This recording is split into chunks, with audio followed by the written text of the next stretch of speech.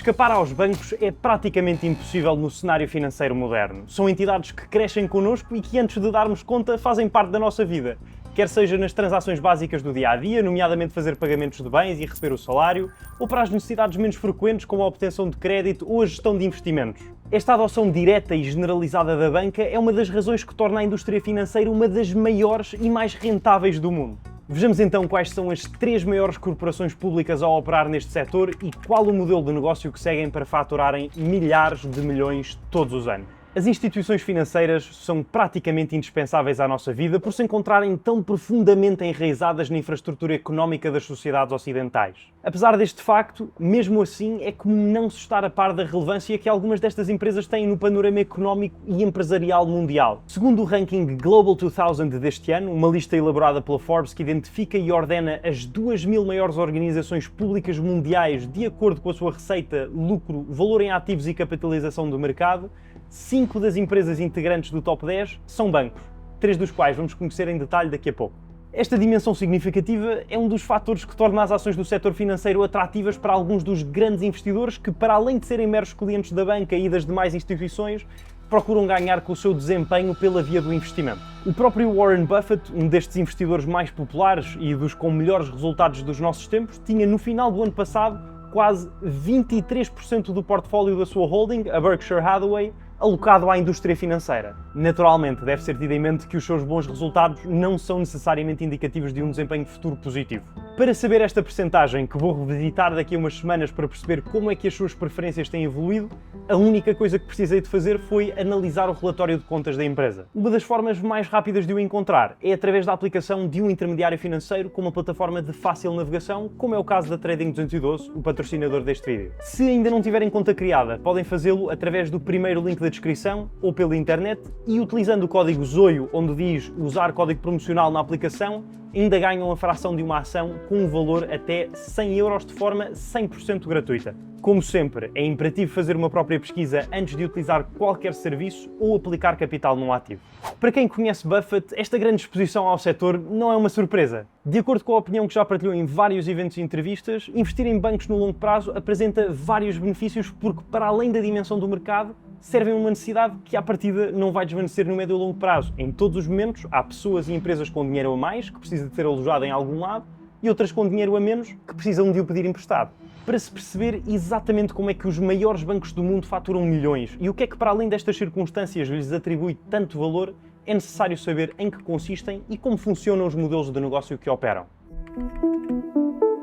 Generalizando, há 4 grandes tipos de bancos que servem de forma diferente clientes diferentes. Os bancos de retalho, os comerciais, os privados e os de investimento. Os de retalho são os utilizados pelo público em geral e que todos conhecemos pelos serviços bancários básicos que disponibilizam, onde se incluem as contas de depósito, a concessão de crédito e outras atividades adjacentes que servem as pessoas numa base diária. São caracterizados pela sua acessibilidade, oferecendo produtos financeiros standard adequados a uma vasta base de clientes, pelo facto de operarem ao abrigo de leis de proteção do consumidor, garantindo transparência e equidade, e pelos seus serviços serem concebidos à partida tendo em mente a facilidade da utilização e conveniência, sendo muitas vezes apoiados por extensas redes de agências e plataformas bancárias online. Os bancos comerciais, por outro lado, atendem predominantemente empresas, desde as mais pequenas a grandes corporações, oferecendo serviços especializados como empréstimos de médio e longo prazo, linhas de crédito, financiamento de imóveis comerciais e gestão de tesouraria. Realizam, por norma, transações financeiras maiores e mais complexas do que os bancos de retalho e tendem a fornecer um nível de serviço mais elevado e personalizado,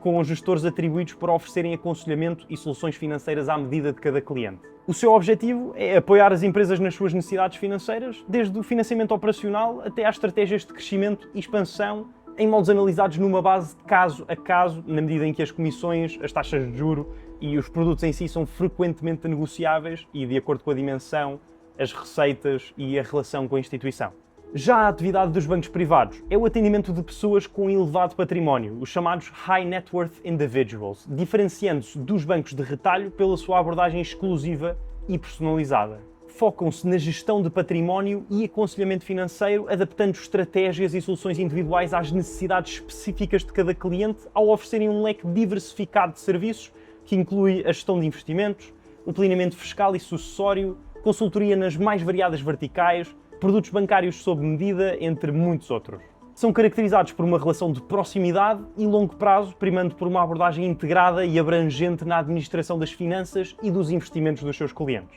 Por último, mas não menos importante, estão os bancos de investimento, os mais especializados do setor, cuja exploração da atividade em detalhe precisaria de todo um outro vídeo inteiramente dedicado, mas simplificando, trabalham maioritariamente com grandes empresas e agências governamentais em transações financeiras complexas e de grande valor, como a emissão de ações e obrigações, fusões e aquisições e o acompanhamento no lançamento de ofertas públicas iniciais. Para além de atuarem como intermediários nestas operações nos mercados de capitais, consultam estrategicamente em âmbitos mais especializados o segmento corporativo, diferenciando-se dos bancos comerciais pelas funções primárias desempenhadas e pelos tipos de clientes que servem. Em banca de investimento estamos a falar de operações que requerem um elevado grau de conhecimento do mercado financeiro e capacidades analíticas avançadas que vão muito para além das transações mundanas do cotidiano. De forma geral, todos estes quatro recebem dinheiro por duas principais vias. Através da cobrança de taxas de juros sobre os empréstimos concedidos, principalmente relevante nos três primeiros tipos, e da cobrança de comissões, que podem ser de várias espécies, de manutenção de conta, que variam muito consoante os serviços prestados,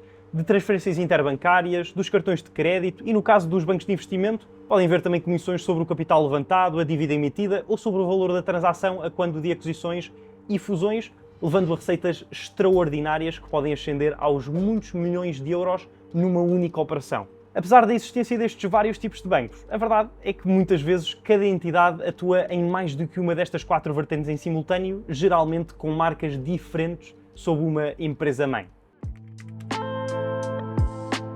Os 5 bancos presentes no top 10 do ranking Global 2000 deste ano são, por ordem decrescente, o Bank of America, o Agricultural Bank of China, o China Construction Bank, o Industrial and Commercial Bank of China e, no primeiro lugar de toda a lista, o JP Morgan Chase. Considerando apenas a capitalização do mercado, a métrica usada para quantificar o valor de uma determinada empresa, tendo como base a opinião generalizada de quem investe, está o JP Morgan Chase, o Bank of America e o ICBC no pódio, e é destes que vamos falar. O primeiro, com sede em Nova York, é o maior banco americano e um dos mais proeminentes no panorama global. A sua história remonta a 1799 e contempla mais de 1.200 instituições que se foram juntando e transformando ao longo do tempo para formar o conglomerado astronómico que existe hoje. Atualmente é líder em banca de investimento e gestão de ativos e de fortunas sob a marca JP Morgan, apesar de operar também com divisões focadas na banca de retalho e comercial através do nome Chase. O segundo, o Bank of America, é outro com uma larga gama de produtos e serviços. Atua como banco de retalho e comercial, servindo mais de 69 milhões de consumidores e pequenas e médias empresas, como banco de investimento e como banco privado e gestor de fortunas, auxiliando a gestão de património, as atividades financeiras diárias e a sucessão de muitas famílias ricas do país. A ação deste é uma das favoritas de Warren Buffett, que curiosamente é o seu maior acionista através da Berkshire Hathaway, com uma participação de mais de 1.000 milhões de ações à data de 29 de setembro do ano passado. Se depois de uma análise detalhada se chegar à conclusão de que há a intenção de investir na ação do Bank of America, podemos recorrer à Trading 212. Não há de ser o intermediário financeiro que o Warren usa, tal é a quantidade de títulos que ele transaciona, mas para nós, com montantes pouco significativos à escala, é uma opção a considerar dada a facilidade de interação com a aplicação. Depois de ser criada uma conta e do depósito dos fundos, o simples trajeto a percorrer é a abertura da aplicação, o clique na lupa, a escrita do nome do título, Bank of America, e a seleção da primeira opção. Já nesta página só é preciso clicar em comprar, escolher o número de títulos ou o valor a aplicar. Eu vou investir 15 euros para exemplificar, depois rever ordem e enviar ordem de compra. É importante frisar que este exemplo não constitui uma recomendação de investimento, não sou consultor financeiro e o valor dos nossos investimentos pode subir e descer, de modo que o capital está em risco. Em terceiro lugar, segue o Industrial and Commercial Bank of China, o maior dos 3 chineses no top 10 do ranking, que, embora cotado em bolsa, é controlado e detido em grande parte pelo governo chinês, como todos os outros do país. Existe desde 1984, especializa a sua atividade, tal como o nome indica, no setor empresarial e industrial, e apesar de não ter a maior capitalização do mercado, apresenta o maior valor em ativos de todo o mundo, somando mais de 6 trilhões de dólares americanos. Se têm interesse em tentar tirar partido deste e outros setores de negócio através do investimento, mas ainda não começaram, sugiro que o façam ao contrário, percebendo quais os 5 erros a evitar quando se investe, sobre os quais falo neste vídeo a aparecer agora no ecrã, onde podem e devem clicar. Espero que tenham gostado, subscrevam para não perderem os próximos sobre imobiliário, dinheiro e finanças pessoais. Desejo-vos tudo bom, um abraço e até à próxima semana.